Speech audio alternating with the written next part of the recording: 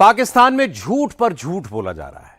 नरेंद्र मोदी की स्पीच को पाकिस्तान में दिन रात सुना जाता है और उसके बाद एक बिल्कुल नई कहानी बिल्कुल नए शब्दों में पेश कर दी जाती है। नरेंद्र मोदी ने चुनावी रैली में कहा अर्बन नक्सल। पाकिस्तान ने क्या सुना? अरब नस्ल। आपने देखा, पाकिस्तान ने दो शब्दों में पूरा खेल कर दिया। मोदी के नाम पर पाकिस्तान में और क्या क्या खेल खेले जा रहे हैं, देखिए जरा इस रिपोर्ट में। अर्बन नस्ल की सोच यानी कि अरब नस्ल की सोच।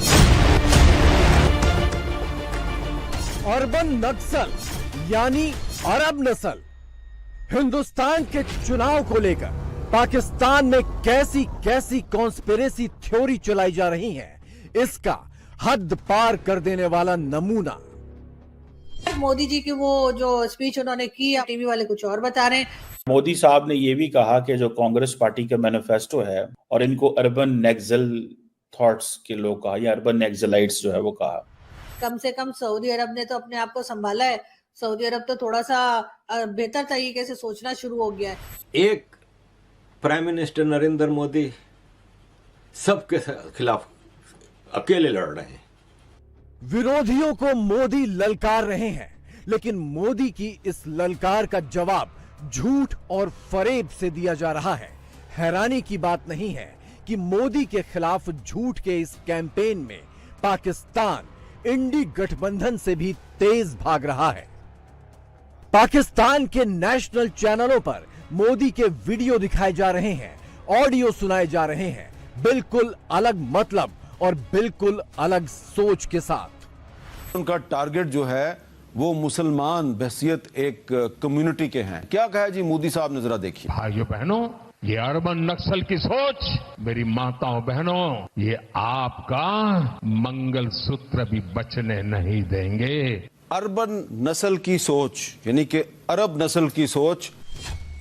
मोदी के स्पीच को अपना मनचाहा रंग देने वाले ये शख्स हैं हामिद मीर, पाकिस्तानी जर्नलिस्ट और पाकिस्तान के सबसे बड़े न्यूज चैनल जियो टीवी के प्राइम टाइम एंकर।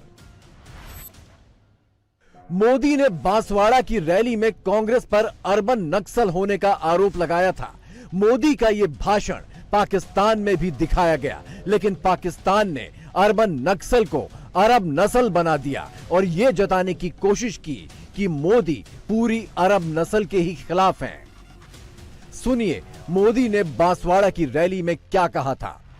ये कांग्रेस का मैनिफेस्टो कह रहा है कि वो माताओं बहनों का सोने का हिसाब करेंगे, उसकी जड़ती करेंगे, जानकारी लेंगे और फिर उस संपत्ति को बांट देंगे और उनको बांटेंगे जिनको मनमोहन सिंह जी की सरकार ने कहा था कि संपत्ति पर पहला अधिकार मुसलमानों का है। भाइयों बहनों, ये अर्बन नक्सल की सोच, मेरी माताओं बहनों, ये आपका मंगलसूत्र भी बचने नहीं देंगे, यहां तक जाएंगे मैं कहने आया हूं। अर्बन नक्सल भारत की सियासत और सामाजिक ताने बाने में काफी चर्चित शब्द है। नक्सलियों के गॉडफादर और शहरी समाज में घुले मिले उनके शुभचिंतकों के लिए इस शब्द का इस्तेमाल खुद सबसे पहले कांग्रेस की सरकार ने किया था, लेकिन पाकिस्तान ने वो सुना जो वो सुनना चाहता था। मोदी और भारत के खिलाफ पाकिस्तान में जो जहर भरा है, उस जहर के असर ने अर्बन नक्सल को अरब नस्ल बना डाला और पाकिस्तानी एंकर इस झूठ को पूरी बेशर्मी से चीख चीख कर अपने मुल्क को सुनाता रहा। भारत के जो वजीर आजम हैं नरेंद्र मोदी, वो पिछले कुछ दिनों से ऐसे बयानात दे रहे हैं कि अब लगता है कि उनका टारगेट सिर्फ पाकिस्तान नहीं है, बल्कि उनका टारगेट जो है वो मुसलमान बहसियत एक कम्युनिटी के हैं। और अभी हाल ही में उन्होंने अपनी एक इंतखाबी तकरीर में जो मुसलमानों के बारे में अल्फाज इस्तेमाल किए हैं, अर्बन नस्ल की सोच यानी कि अरब नस्ल की सोच, आपका और हमारा मंगलसूत्र भी बचने नहीं देंगे, और घुसपैठिया कहा है उन्होंने तमाम मुसलमानों को। अब इसमें कोई शक की गुंजाइश नहीं है। तो एक तरफ तो जो मोदी साहब हैं, इनको कुछ अरब ममालिक में बुलाकर अवार्ड दिए जाते हैं, इनके गले में कीमती हार डाले जाते हैं। दूसरी तरफ ये मोदी साहब अरबों को बुरा भला भी कहते हैं। मजे की बात देखिए, अर्बन नक्सल से अरब नस्ल का आविष्कार करने वाले पाकिस्तानी एंकर अमेरिकी अखबार द वॉशिंगटन पोस्ट के लिए कॉलम भी लिखते हैं। मोदी के स्पीच पर चर्चा के लिए नेशनल टीवी पर उनके साथ पूरा पैनल बैठा था। पाकिस्तान के पूर्व विदेश सचिव, पाकिस्तानी फौज के रिटायर लेफ्टिनेंट जनरल और पाकिस्तान के पूर्व कानून मंत्री, लेकिन इन चारों में से किसी को भी अर्बन नक्सल की ABCD तक पता नहीं थी और चार के चारों अरब नस्ल वाली दूर की कौड़ी हाथ लग जाने के नशे में धुत होकर बड़बड़ाए जा रहे थे। अरब नस्ल को भी गाली दे दिया है, खासतौर पे वो कंट्रीज जिनके बारे में मोदी साहब कहते हैं अरब नस्ल के। जी बिल्कुल। जो ये बात कही गई है ये अरबों तक पहुंचनी चाहिए और उनको अंदाज़ा होना चाहिए कि उनके मुतालिक ये सोच क्या रखते हैं। जो इंडियन रौनक है और ये जो इजरायली रौनक है और ये जो अखंड भारत का जो कॉन्सेप्ट लेके बेशर्मी के साथ आए हैं और दूसरी कंट्रीज की कोई रिस्पेक्ट नहीं है, तो ये इनके दो फेस हैं और हमें कभी भी अच्छाई की तवक्को नहीं रखनी चाहिए। पाकिस्तान में मोदी के खिलाफ टीवी एंकरों ने मोर्चा संभाला तो सोशल मीडिया पर भी मोदी विरोधी योद्धा कूद पड़े। ये और बात है कि हिंदुस्तानी मुसलमानों के ये फर्जी पाकिस्तानी हमदर्द मोदी से लड़ाई के नाम पर खुद अपने ही जाल में फंसते चले गए। मोदी साहब ने यह भी कहा कि जो कांग्रेस पार्टी का मैनिफेस्टो है और इनको अर्बन नेक्सल थॉट्स के लोग कहा, क्यों मुसलमान जो कि 14.2% है इंडियन पॉपुलेशन को, उनको क्यों कहा जा रहा है इन्फिल्ट्रेटर्स या घुसपैठिए, क्यों कहा जा रहा है? और ये जो वो ज्यादा बच्चे पैदा करते हैं, एक मुसलमानों में टेंडेंसी है, ठीक है जी, कि वो बच्चे ज्यादा पैदा करते हैं। और ये वैसे बात मैं आपको मजे की बात बताऊं, मैं बहुत सारे मुसलमानों को मिला हूं और ये वो बात कहते हैं कि हमें ज्यादा बच्चे होने चाहिए ताकि इस्लाम ज्यादा फैले, मुसलमान दुनिया में ज्यादा हों। हालांकि मैं इस आइडियोलॉजी से, नजरिए से यकीन नहीं करता। मोदी विरोधी जब मोदी को हिंदुत्व के नाम पर घेरने की कोशिश करते हैं तो पाकिस्तान में तालियां बजती हैं। पाकिस्तानी हुक्मरान मोदी के नाम पर आवाम को जैसे भड़काते हैं, वही काम जब भारत में मोदी विरोधी करते हैं तो पाकिस्तान को लगता है कि उसका आधा काम पूरा हो गया, क्योंकि तीसरी बार मोदी सरकार से सबसे ज्यादा मुश्किल पाकिस्तान को ही है। भारत में इलेक्शन चल रहे हैं और भारत के इलेक्शंस पे पूरी दुनिया की नजर है। मोदी ने तो आना है, 400 पार होनी है। आप वोट नहीं डालोगे तो कुछ नहीं होगा भाई। फिर लव जिहाद हो, फिर दूसरे सारे कांड हो। अगर आपने वोट नहीं डाला, अगर आपके वोट ना डालने से गलत लोग पावर में आ गए ना, तो बहुत मुश्किल हो जाएगी। देखें, एक प्राइम मिनिस्टर नरेंद्र मोदी सबके खिलाफ अकेले लड़ रहे हैं।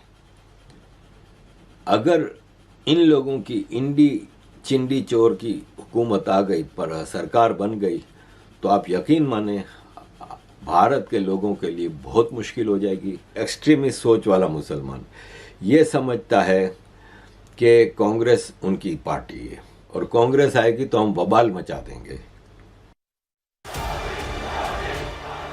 वैसे ये तो साफ दिखाई दे रहा है कि पहले चरण की वोटिंग के बाद मोदी का अंदाज पहले से ज्यादा आक्रामक हो गया है।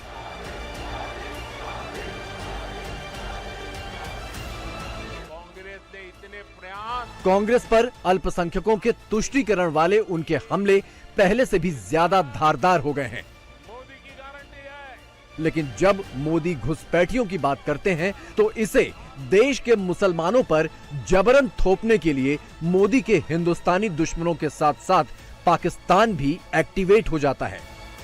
मोदी जी की वो जो स्पीच उन्होंने की अपने कल के जलसे में, उन्होंने मोदी जी ने जो मुसलमानों को कहा, घुसपैठिया कहा और ये सब कुछ कहा, तो वो उन्होंने जो इंडिया में लोग रहते हैं उनको नहीं कहा। मैंने जहां तक अंडरस्टैंड कर पाई हूँ, जो मेरे दोस्तों ने बताया, वो यही कि बांग्लादेश के लोग जो बगैर वीजा के, बगैर किसी परमिट के भारत में रह रहे हैं, उनको कहा गया है। लेकिन खैर, हो सकता है कि मोदी जी ने जैसे बात की है वो बात का कुछ मतलब निकला है कि मैं कह तो कुछ और रहा था, समझ में कुछ और आया है, प्रिंट कुछ और हुआ है, सोशल मीडिया पे कुछ और लिखा है, टीवी वाले कुछ और बता रहे हैं और पाकिस्तान वाले तो बिल्कुल ही कुछ और बता रहे हैं। तो खास तौर पे इलेक्शन के जमाने में जो है वो हर चीज जो है उसका कुछ का कुछ बनाया जाता है। डेफिनेटली ऐसा ही कुछ हुआ है। ये भी सच है कि हिंदुस्तान के चुनावों में मोदी योगी जब जब पाकिस्तान को ललकारते हैं तो रैलियों से उठने वाली तालियों की गड़गड़ाहट पाकिस्तान तक पहुंच जाती है। आटे की सप्लाई के लिए तरस रहा है। इशारा जिस तरफ भी उन्होंने किया है, अगर ट्रेड खुलती है तो मोदी साहब तो कहेंगे ना कि आप भिखारी हैं, तो इसलिए हमने कहा थोड़ा सा आटा आपको सप्लाई कर दें। आटा हो या आतंकवादियों को चाटा, ये तो चुनाव में चलेगा ही, क्योंकि पाकिस्तान ने भारत को धोखे ही इतने दिए हैं कि हिंदुस्तान की आवाम के ज़हन में पाकिस्तानी फौज और वहां की सरकारों की इमेज बतौर दुश्मन कभी बदल नहीं सकती। अब तो कहीं पे जोर से पटाखे का धमाका होता है तो पाकिस्तान सफाई देता है कि नहीं हमारा हाथ नहीं है, क्योंकि पाकिस्तान को डर है अगर गलती से भी भारत के अंदर आतंकी घटना को अंजाम दिया और किसी निर्दोष नागरिक की जान गई तो लेने के देने पड़ जाएंगे। बहनों और भाइयों, बिनु भय होई न प्रीति, यही है आज देश का दुश्मन भी। मुद्दा भी पाकिस्तान के लिए गले की हड्डी बना हुआ है। अपने ही घर में वो मार भी खा रहा है और ये बताते भी नहीं बन रहा कि जिनको मारा गया वो असल में आतंकवादी थे, क्योंकि जिंदगी भर पाकिस्तान ने इन आतंकवादियों की पहचान छिपा कर रखी। पाकिस्तान ने जो है वो दहशतगर्दों को पनाह दे रखी है और इस तरह के लोग इकट्ठे कर रखे हैं, एंटी इंडिया लोग। ये जस्टिफाई हुकूमत तो नहीं कर सकती ना कि नहीं जी इंडिया उनको नहीं मार सकता, और जो भी इनको करा रहा है वो सक्सेसफुली करा रहा है, वो सक्सेसफुली लोगों को एलिमिनेट कर रहा है जिसके खिलाफ ना कोई शोर हुआ होता है। मसला ये है कि पाकिस्तान इस तरह के लोगों के एग्जिस्टेंस से इनकार करता है कि हमारे मुल्क की हदूद के अंदर ऐसा कोई शख्स मौजूद ही नहीं है जिसने किसी तरह की दहशतगर्दी की किसी कार्रवाई में हिस्सा लिया हो। तो जब वो शख्स मौजूद ही नहीं है तो उसको कत्ल कैसे किया जा सकता? नई संसद में लगा अखंड भारत का ये नक्शा भी चुनावी सीजन में पाकिस्तान के जख्म भर भर कर कुरेद रहा है। पाकिस्तान को लगता है कि मोदी तीसरी बार आए तो कहीं इस नक्शे पर ही अमल न शुरू हो जाए। पाकिस्तानियों को ये थ्योरी भी वही लोग दे रहे हैं जो अरबन नक्सल को अरब नस्ल बना रहे हैं।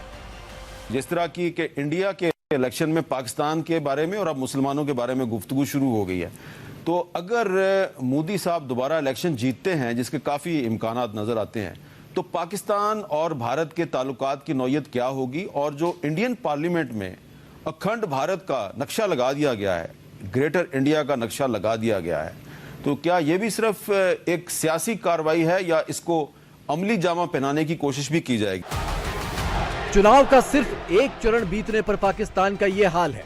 4 जून आते आते पाकिस्तान और उसके झूठे एंकर न जाने क्या कर डालें, क्योंकि हिंदुस्तान का मिजाज तो बता रहा है कि 4 जून को आना तो मोदी को ही है।